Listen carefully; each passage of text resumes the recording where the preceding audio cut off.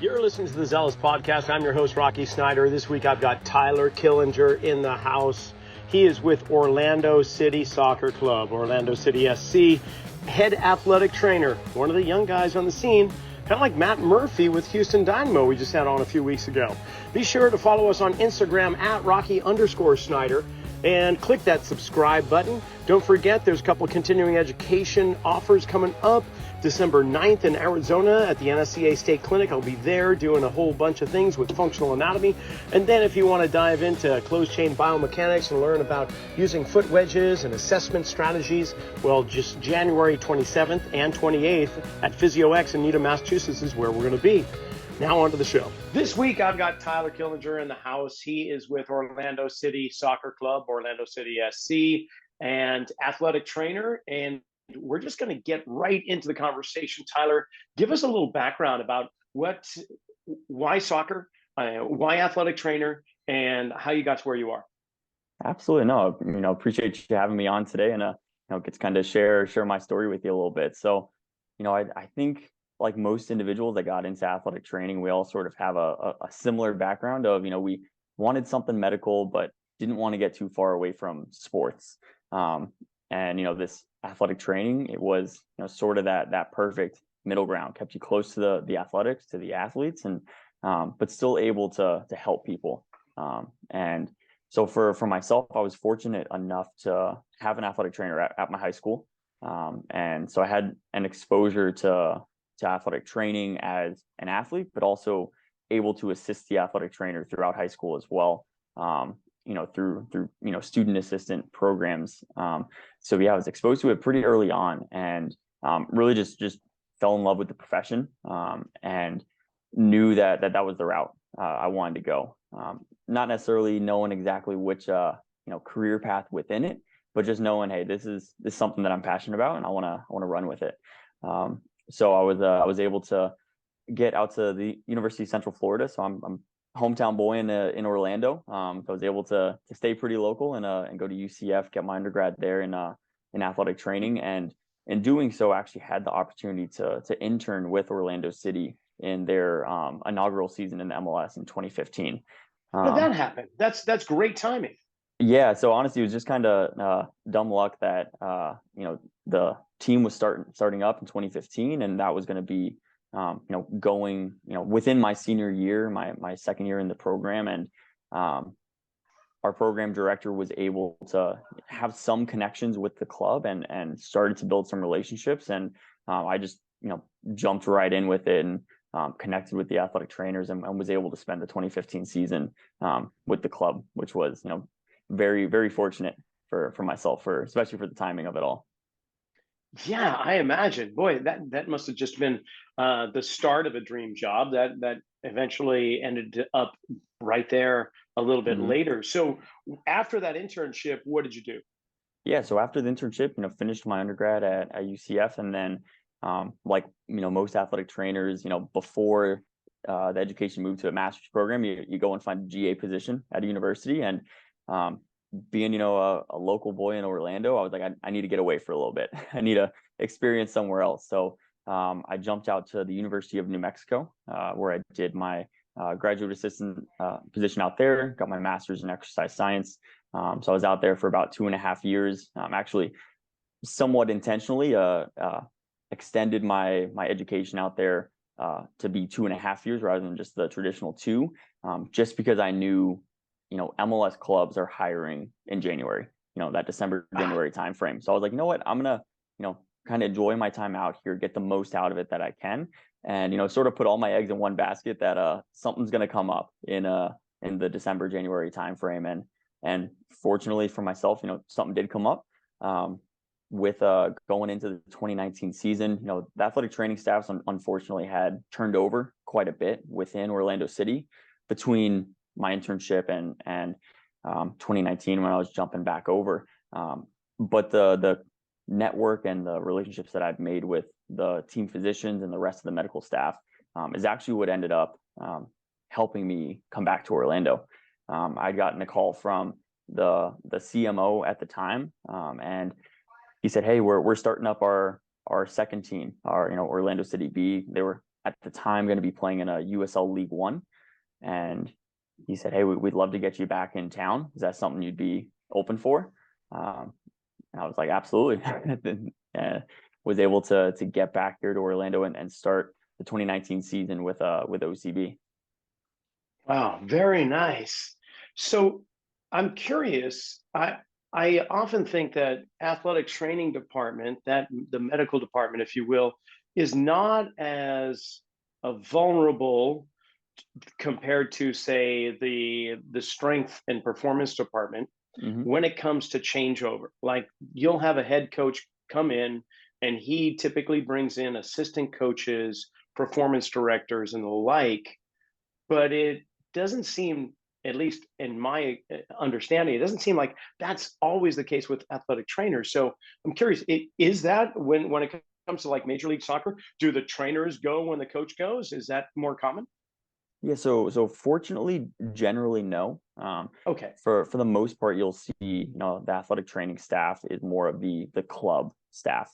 Yeah. You will see, some of that here and there where, coaches have their preferences, or someone butts heads. It's all about the relationships, of course, with that. But I would say generally within the league, it's, the medical staff is with the club, and coaches, strength and conditioning coaches will kind of come and go within that.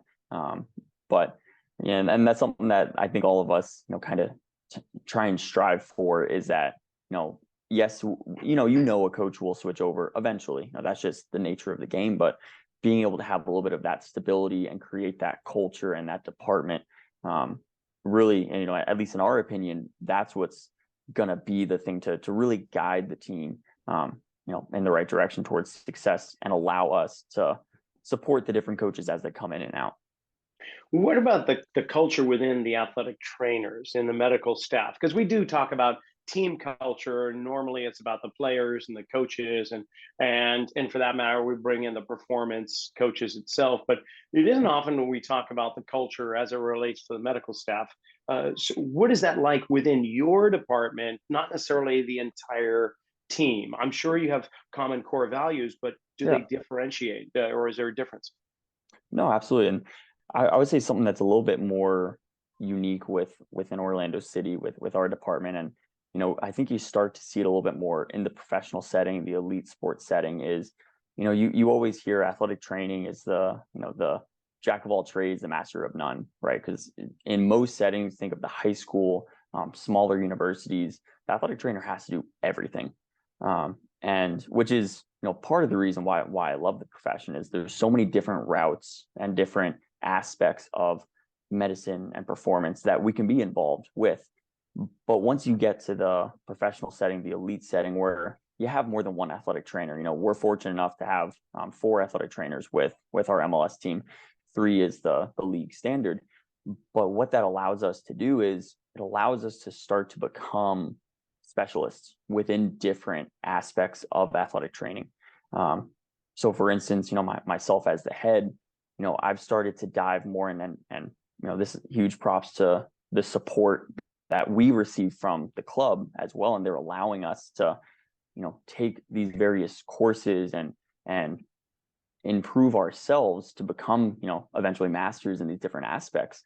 But for myself, I'm more of, the physician extender, for lack of a better term, because, as the head, I more oversee, the relationships between our healthcare partner, our coaching staff, all the various stakeholders. If a new injury comes up, I'm the one responsible for getting that diagnosis and whatever that step may look like, and making sure all that communication is done and done efficiently.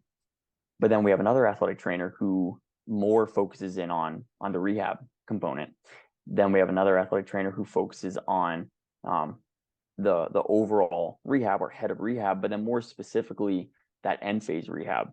So running those field sessions and preparing that athlete for when they do get back with the group, and ensuring that we're setting them up for success.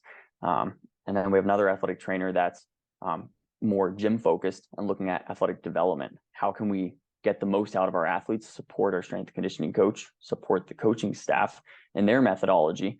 But then with that, how do our injured athletes that have now returned to full, we don't want to forget about them. they're back, they're doing great, they're healthy. But in professional sports, we're always kind of going to be pushing boundaries and pushing timelines a little bit. So we always want to keep those boys close to us still, and continue with them for another 3, 4, 5 weeks of very intentional and specific loading. So we have all of these athletic trainers, but we're becoming specialists in the different aspects of the realm of sports and sports medicine, which I think is something that's a little bit more unique. And like I said, it's all thanks to the support of the club, of allowing us to sort of venture out and start to create something a little bit more unique. Yeah, that's fantastic. I love that. You sit at the control booth and you coordinate all aspects. And I see a flow chart in my head where it's actually cycling through with existing players and just keeping tabs on them. But the ones that are returning to performance, whether acute or whatnot, there is a specific path that you've set forth. Are these interchangeable roles within your assistants, or are they becoming much more of specialists? Or in these specialists, are they educating the rest of the training staff? Like, how does that work within your infrastructure of just the training department itself? Yeah, so it is more of each athletic trainer is becoming a specialist, or is a specialist in each of those realms. But with that, still, of course, acknowledging that one individual can't do it all. So we all have to be informed and aware of that specific methodology or that specific programming. So there is a lot of communication within the department, within the staff. So that way, at any moment, any other athletic trainer can step in and take the field session or take that specific gym session, or maybe it's an early phase in the rehab process that's more table focused, and all of us can do all of that. It's just those that have become the specialists within each of those realms, we share that knowledge with each other. How does that happen? And what I mean by that is, do you dictate, hey, you're coming in here, we've got a gap here, I need you to fill this and you're going to become the specialist? Or is it, hey team, here are the different arenas that we need to really delve into? Which one really gets you going, and can we divide and conquer so that everyone is finding their passion? Yeah, that's a really good question. So I would say, as of right now, how we're currently situated, it happened very naturally. So when I was fortunate enough to become the head athletic trainer at the start of last season, and we had a new director starting at that same time as well, we knew that we wanted to try and do something different within the department. And so we had a couple, we had all of our athletic trainers that are with us currently, 3 out of the 4, we were here in that moment. So we knew right away that, we each had our own focuses that we found passion in. And so we started just kind of dive into those and say, all right, if you're passionate about this aspect, hey, start finding courses, start reading articles, start investing time in yourself to become better in that. But then as we've started to add staff, since kind of starting to develop this system, it has been very intentional of, hey, this is a gap within our department that we're trying to fill. Is this a passion of yours? Do you see yourself fitting within this system? And with that, having our MLS staff, in the perfect world, that's a fine-tuned machine that's, functioning day in and day out. But there's always the reality behind it of, there's turnover in any role, right? Whether that's, an athletic trainer moving on to a different club for, a better position, getting a promotion somewhere else, which, if a staff member ever leaves us, we always want to see it, moving up somewhere else. So what we've also tried to begin to work on is each of those other athletic trainers within our system, with our second team, with our academy, we make sure that they are also on their own, learning and development path. And so what that will end up causing is, within the entire club, the entire system, we'll have, 2 athletic trainers potentially, working on that same specialty, with a senior athletic trainer sort of becoming the mentor for that younger athletic trainer within the system. So then in a perfect world, when one of our athletic trainers do get that opportunity to move on to, a promoted position somewhere else, we've already created, their backup, their support. So it's sort of ideally will flow pretty seamlessly within our system. Yeah, brilliant. It's just a teacher and student becomes a teacher eventually, and so on. Exactly. So, are you creating user manuals in each of these kind of, I would say, departments of training? Is this some of the process? Like they go out, they get continuing education, they get follow their pursuits and passions, learn, bring it back, and then they are documenting it all so that when they do leave, if they do leave, then they pass the torch in the form of a 3-ring binder and say, Mm-hmm. here's where we are currently. Yeah, that's spot on. That's actually, the big project that we're working through right now is, creating, a big document of essentially, the Orlando City way. How do we function as a department? And ideally that will, outlive any of us, right? If one of us or all of us, for whatever reasons, if we end up moving on to different roles, different positions, then, that fundamental methodology can live on and basically have that blueprint of, hey, whoever stepped into this role, we've done the heavy lifting for you. Just step right in and keep it moving in the right direction. Yeah, well, you're in the land of Orlando, amazing entertainment corporations that have systematized everything. So it doesn't surprise me you're doing something similar. So if you could reiterate, or maybe just if you could give me, if you've created titles within each of these training departments, Mm-hmm. we'll say, like, is there acute rehab? Is Mm-hmm. there return to player performance, and then Yep. rehab strength? And Yep. then there's follow-up training. I mean, how does it, what are the departments? Absolutely. Yeah. So, the head athletic trainer, that role kind of, sits within itself, but sort of like a better descriptor, like I mentioned before, sort of that physician extender. And then we have our head of rehabilitation, but then that individual, he oversees the specifically the on-field return to play. So more, kind of sits back and helps observe and guides the rehabs as a whole. But then as soon as that athlete is getting to that end phase, they're starting to step foot on the field, then him, Matt Ramirez, he's stepping in and he's guiding those. He's performing those, writing them up. Then we have Mitch Toda. He's our athletic therapist. So more of that traditional PT style, who is taking more of those long-term rehabs and overseeing those, the post-surgical cases, things like that, and providing a lot of support for our academy athletic trainers as well, and just providing some of that senior guidance for their rehabs. And then our fourth athletic trainer, Sergio, he is more of our athletic development.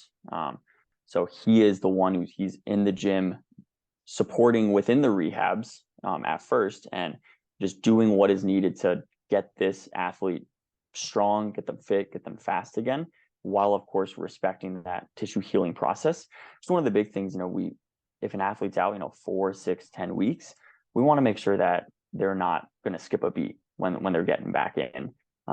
So his role is essential in making sure that athlete is still an athlete, even through a rehab process where maybe they're not able to, be on the pitch and have that soccer identity.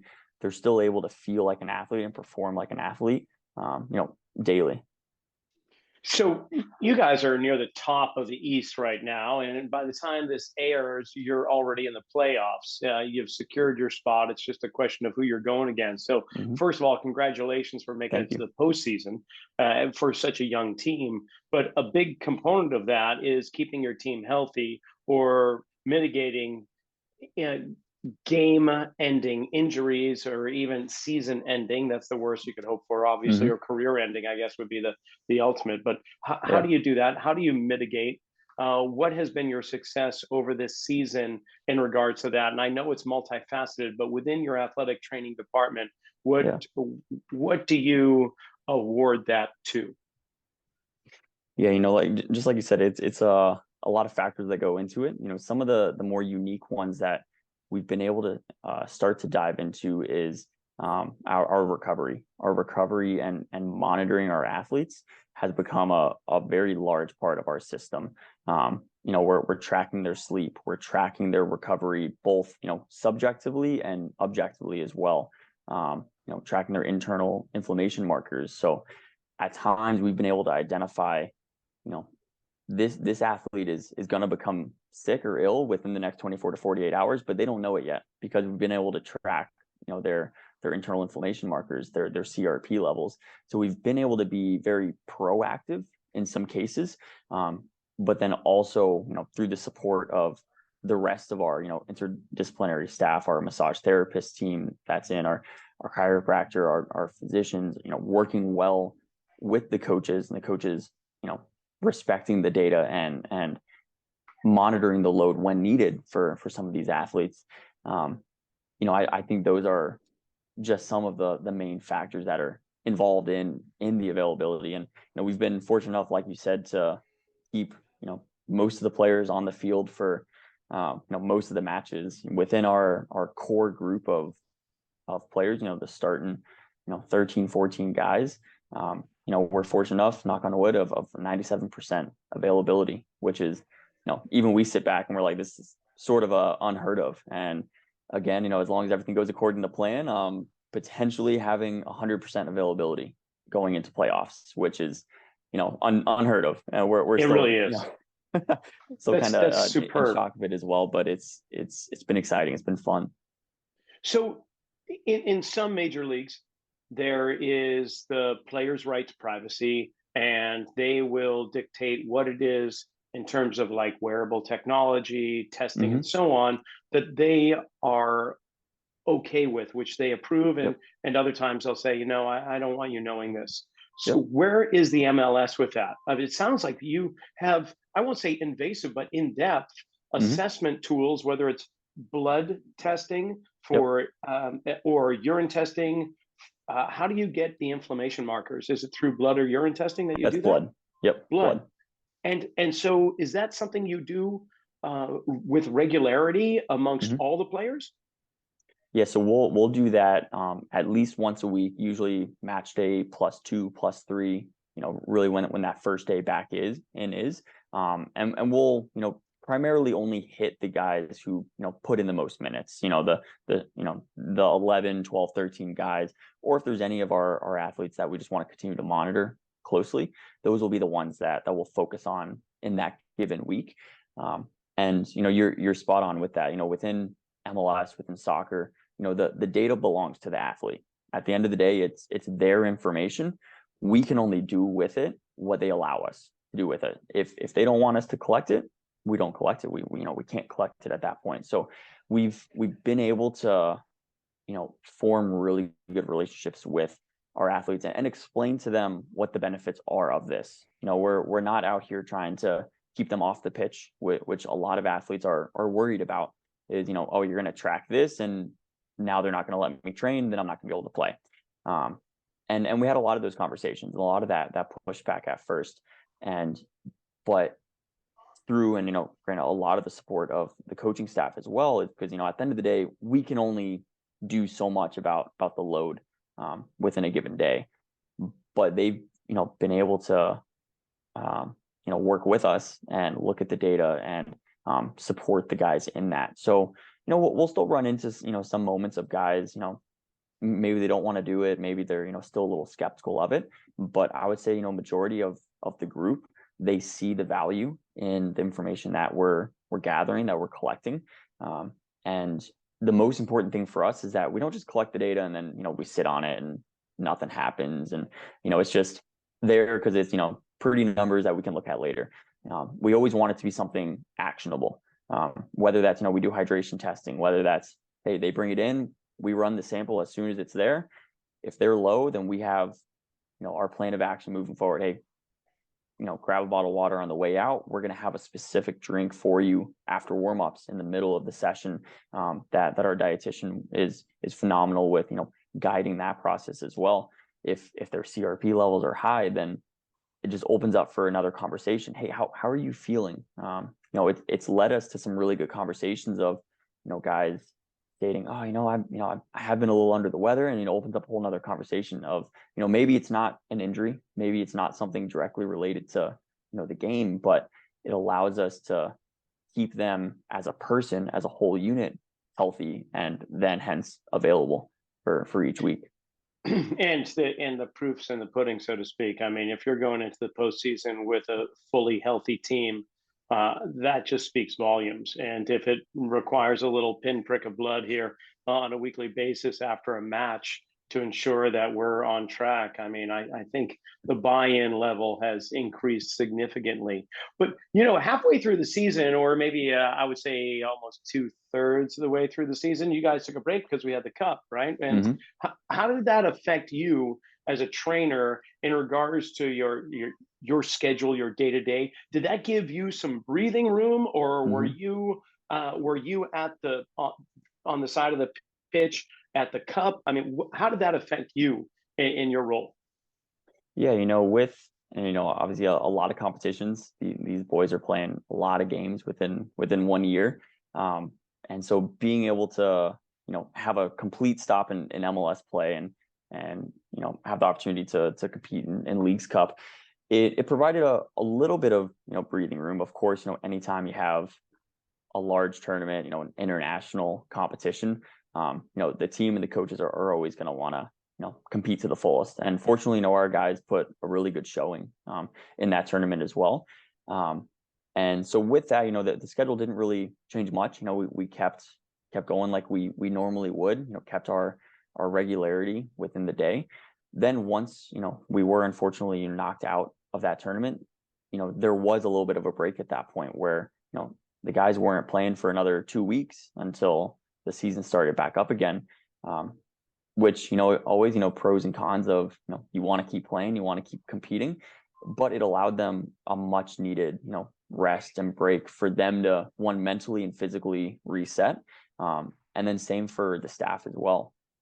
Again, one of the perks of having a larger staff, having 4 of us within the MLS, when the guys get, 2 or 3 days off, we can rotate our staff around as well. Again, we'll almost always have someone available, because whether it's a rehab, whether it's someone picked up a knock from the match that we want to try and get ahead of, we'll always have someone available.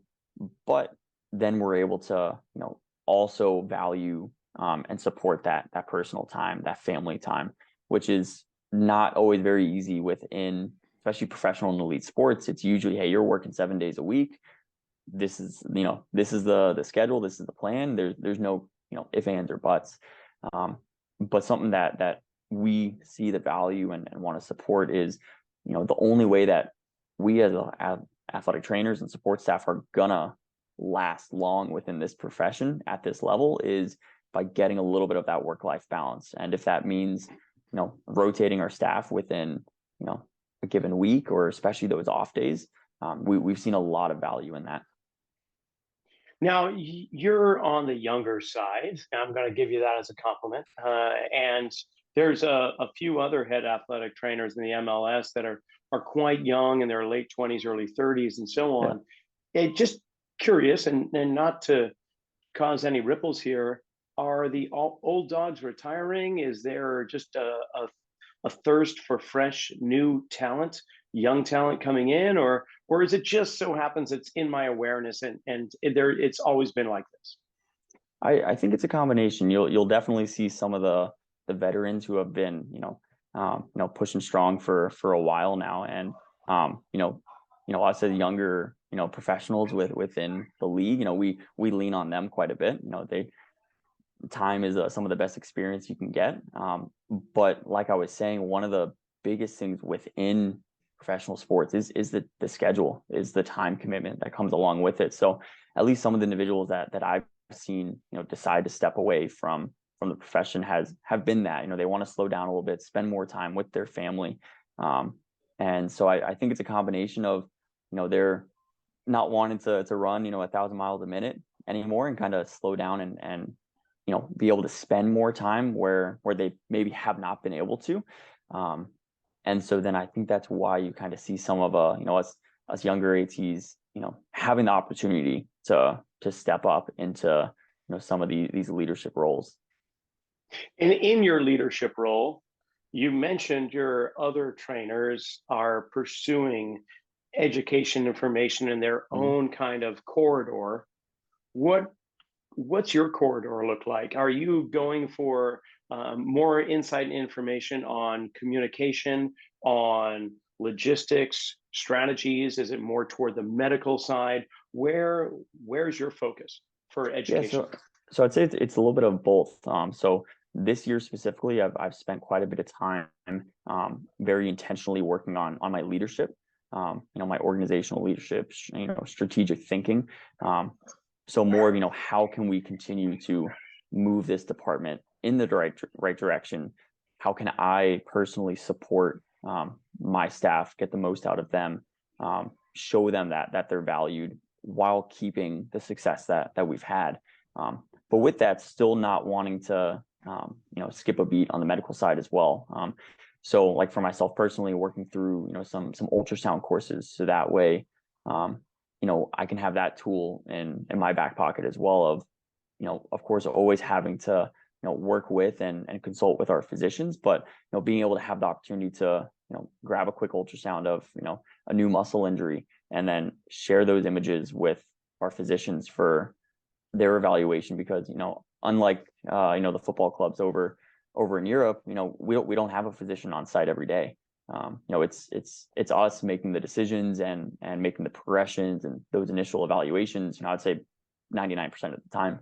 So being able to have some more of those clinical evaluation tools and experiences in my back pocket is something that is definitely valuable. So within the framework of strength conditioning, there's been advances with technology in the last decade and a half or so, force plate technology, Mm-hmm. velocity-based training, wearable tech, and so on. What's the biggest innovations or the greatest changes for efficacy when it comes to athletic training? I know there you've borrowed from traditional Chinese medicine or Eastern philosophies when it comes to cupping and dry needling. Is Mm-hmm. that mainly in the forefront, or is there something else? Yeah, we of course utilize a lot of those techniques, dry needling, cupping. We rely pretty heavily on manual therapy. Our population within our team is very South American strong, and those individuals are more of that manual therapy, relationship building, connection. That's what they want. That's what they want to see. And obviously there's been great results with that as well.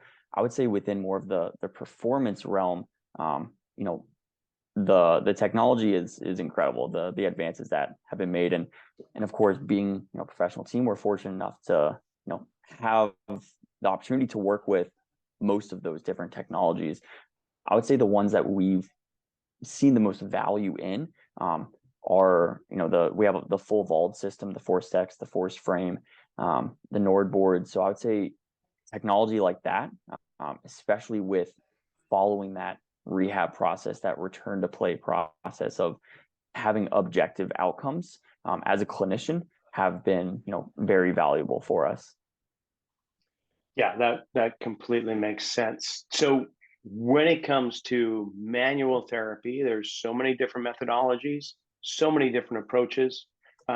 Whatever technique somebody uses, there's always something else to complement it or to contradict it, whatever way you want to look at it. But I guess one of the things that has really been taking the forefront when it comes to manual therapy is fascial research. And so how does that overlay into the current manual approaches that you're doing? Are you taking on more of the direction toward unlocking fascial slings or trains or however you would like to place it? I mean, what it does that must come into play. Yeah, no, absolutely. And that's something that we've started to dive in quite a bit this season, is not just getting too locked in or focused on the injury itself and just that one specific body part, but always looking at the body as a whole. It's one organism, it's one mechanism, and it all works together. If there's a deficit somewhere, there's most likely going to be a cause, or at least another deficit somewhere else that we can address. So following those fascial trains, those fascial lines, have been a large part of our process, even with just the preventative aspect as well. Being able to, ID those early and start to address those within corrective exercise, which, we're fortunate enough that I would say we have most of our team come through an activation almost every day, where we as clinicians can start to drop in a lot of those corrective exercises, programming, whether it's, just sort of a general, like, hey, almost every athlete's going to benefit from this. As a soccer player, we know that, on your dominant leg, your kicking leg, your anterior chain is going to get cranked forward. You're going to start to get this tension in the posterior aspect. So your glute may not be firing appropriately. So allowing them to then reset their body through very intentional, non-fatiguing exercises. So that way they're, not set up for failure once they get back on the pitch for the session. And, but still addressing some of those on a daily time. Are we talking like RPR, Cal Dietz's reset performance, or reflexive performance reset, something along that line? Yeah, very, very similar to that. Yeah, very cool. And let's just talk a moment about common injuries, whether it be high hamstring pulls, ACLs, inversion sprains, subconcussive injuries, maybe low back. And what am I missing? Anything? I would say the big one that's floating around, at least with us personally, quads has been a big one. The quads, the hip flexors, hamstrings are spot on with that. Unfortunately, knock on wood, ACLs, they're major time loss injuries, but fortunately not as common. Even though it's a major part of all conversations, but you'll see the hamstring, like you mentioned, the quads, the adductors, the groins, variations of that. And do you have, obviously within the strength world, there is going to be an approach to help mitigate, to prepare for chaos. But what about within the medical framework training? How do you complement preparing for chaos, I guess? Yeah, and I would say, within our rehabilitation or return to play process, we have very intentional exercises and programming that we have, sort of our methodology of for each of those exercises. And then, what's the biggest factor to injury is, history of injury. So if we know we have an individual who, is prone to, quad injuries, rec fem strains, if they're, a winger who's always crossing balls type of thing, then we know that, hey, this individual, we need to be very intentional, especially when they're healthy, to be sure that it doesn't become an issue, that they continue their, corrective programs, the preventative programming. So there is a lot of intentional work that we'll do, if not daily, almost, at least every other day on, a majority of our players. And are you just with the first team, or are you overseeing the academy and development teams as well? Yeah, so I oversee our second team and our academy as well. Correct. Brother, how do you do it all? That's crazy. It's like, when do you sleep? Do you get like a 90-minute sleep session? They don't monitor your sleep, I'm sure. They don't prick you with a needle. You don't. Yeah, you're always. They told me they didn't want me to wear an Oura ring because I'd throw all the data off. I bet. That's crazy. So, okay, how do you manage that? I'm curious, just from like a pie chart perspective. Where is the academy and the second team? Of course, the first team's going to have the biggest wedge, I would imagine. But always, what about the others? Yes, at the start of this, I have to give huge props to the rest of my first team staff. Our head of rehab does an incredible job of managing all of those rehabs throughout the entire department as well. So it's not just myself who, I'm not the only one having a hand in all of the teams. I would say it's almost all of our first team athletic trainers are having a hand in each different level. And the reason for that being is, the care, the level of care that we give to a first team player, we want to, at least to the best of our ability, provide that to, our youngest age group, our 15s or 17s or our 13s as well. Because, especially in the modern era of soccer, the development is your future within the club. And anything that we can do to support that growth and support, getting an athlete from joining the club at, 10, 11, 12 to eventually playing first team minutes, or, have an opportunity to go over to Europe. Like, if we can have a small, part of that process, then that's a huge part of our focus as well. But I would say, as far as, time management and allocating time for each of those, for me, it's sort of the bulk of the day, just like you said, is the MLS, is our senior players, because that, at the end of the day, that's top priority. But at the beginning of the day and the end of the day, kind of bookend where we will support, mentor, give advice and guidance to our second team in our academy as well. So really just making sure that, one, at the beginning of the day, they have what they need, they have the plans they need. If they have any questions, they can run it by us. If we need to go talk with the academy director or one of the coaches down on that end, then we have that opportunity. Whereas we try and always support and empower our other athletic trainers to be able to also step into those conversations and meetings. But if they need that support, of course, we're always here for them. And then at the end of the day, we'll actually bring our entire department. So all, I guess we're up to 7 athletic trainers within our entire department. We'll bring everyone together and have a debrief of the day, all the way down from, the U15 rehab that they're taking through, making sure that, hey, what'd you guys do today? Was that successful? Here's the plan moving forward for the rest of the week. You guys are good with that? Excellent. And then all the way up to our senior players of what management needs to be done with them as well. So yeah, we try and keep the entire department, as close and as, on the same page as possible. That's formidable. That's fantastic. So if we could look at these 3 groups, academy, second team, and your first team, your MLS starters and so on, in regards to injury, I in the back of my head, I'm trying to feel like I'm in Vegas, and I'm going to place a wager here with my thought. The academy, they are in skill development, and they haven't reached their peak strength or power levels because they're typically younger in their teenage years. So injury level is going to be, it's going to be there. But the second team has improved their skill development, and now they're learning how to control increased peak performance and power.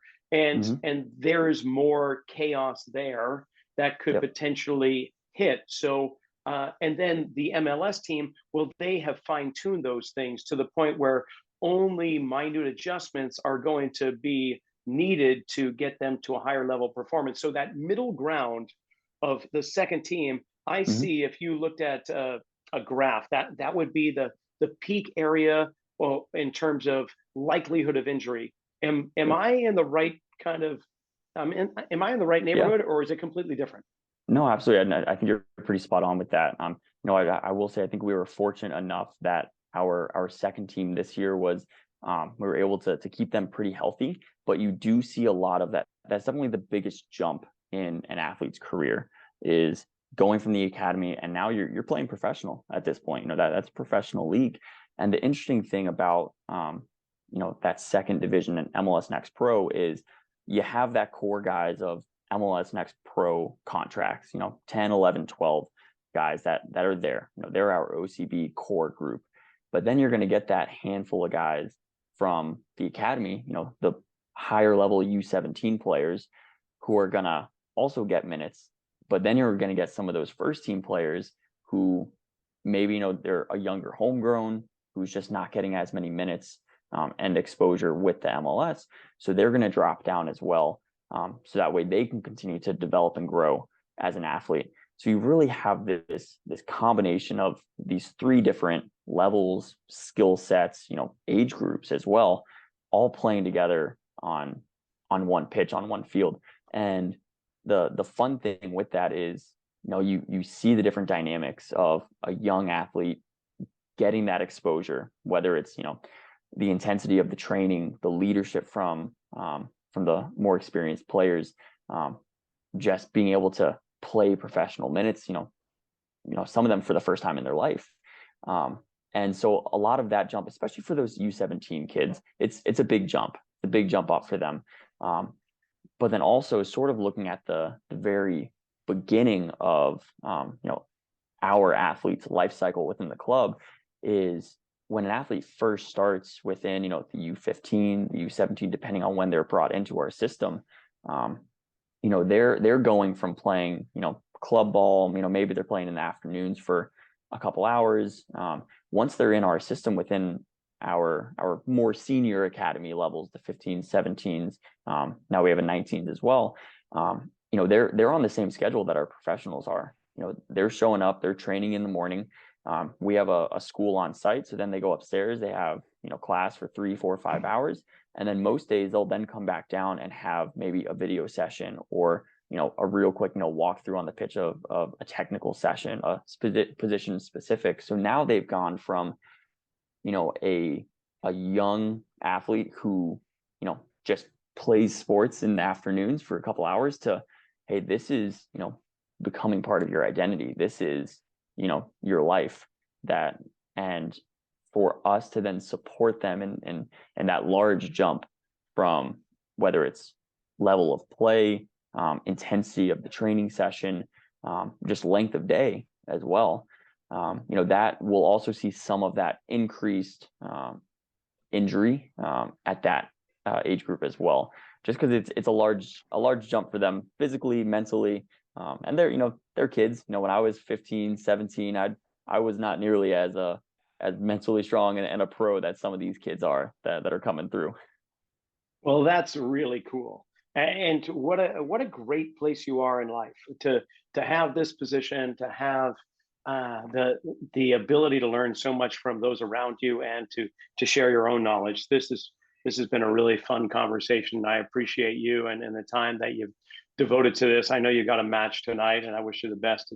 And of course, this is again airing while you're in the postseason. So hope that you can go far with the team. Now, if people were interested in learning more about Orlando City SC and the athletic training department, where could we go? As well as if you do social media, can we follow you? I'll put the links in the description below, but can you share some of that with us?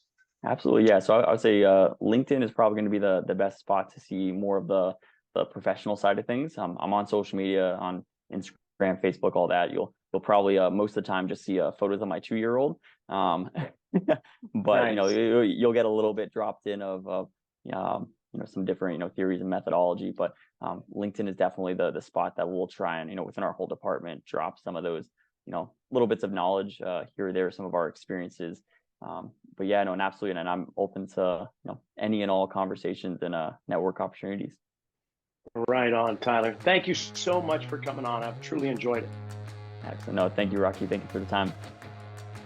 And that's it for this episode of Zealous Podcast. I want to thank Orlando City SC and Tyler Killinger for coming on and sharing some really nice insight on what it means to be a head athletic trainer in Major League Soccer.